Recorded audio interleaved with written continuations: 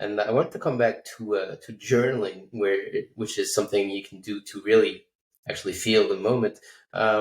Just how do you do it? Do you have like the 5 minute journal or something, or is it just free writing? Would you have a set time? Do Um, you use a pen and paper, old school, or? yeah, I use a pen and a paper, a narrow ruled uh, notebook. Usually, what I've done is basically my version anyway of morning pages. So first thing in the morning, writing 3 sides of a narrow ruled A A5 notebook. Yes, A5 notebook. Um, which with my handwriting, that's probably half an hour or something. Um, I've sort of changed that a little bit here and there recently, and I do it more. Sometimes I time it instead of do it by number of pages. It doesn't matter, I don't think. I think what really matters is to get used to the idea that the pen keeps moving, and you don't go into that mode of like, I'm now going to stare out the window for 10 minutes until I can think of something good to write.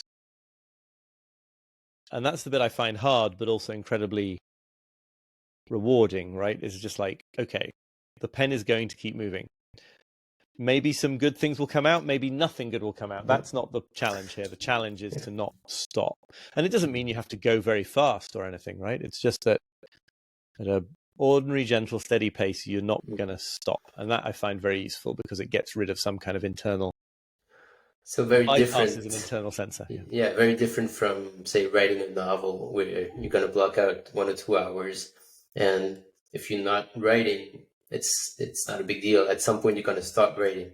So this is Yes. really Yeah. getting the pen moving and seeing Yeah. what happens. Although I will say that for the book I've been writing now, I have had to I was sort of forced by, I don't know, I found my old ways of writing sort of stopped working for me, and I did move more towards this kind of free writing approach for that too. Now, in the context of a book, you then have to go back and do a lot of cleaning up and reordering and Sure. editing.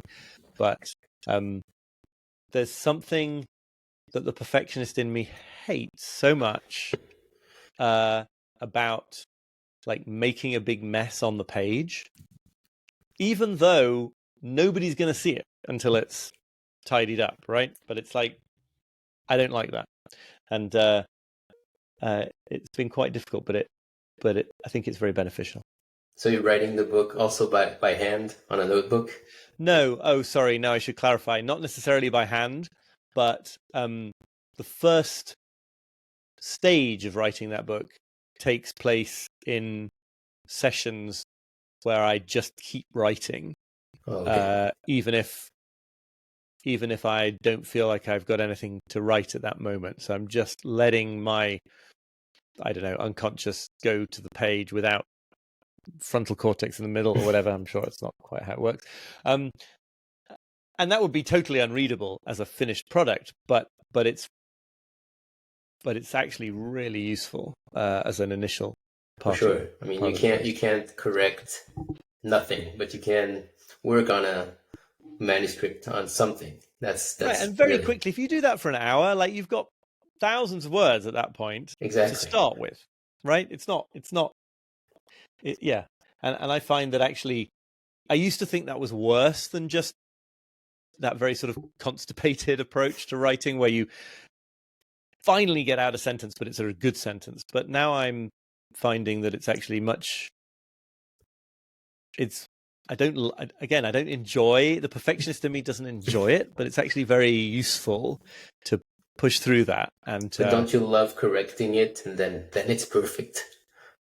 yeah, to some extent that's where the neurosis comes back in, right? Like that's where I get to be that guy. Yeah. And it's, yeah, that's fine, but it's just turned out to be no longer a good way of doing the first draft for me.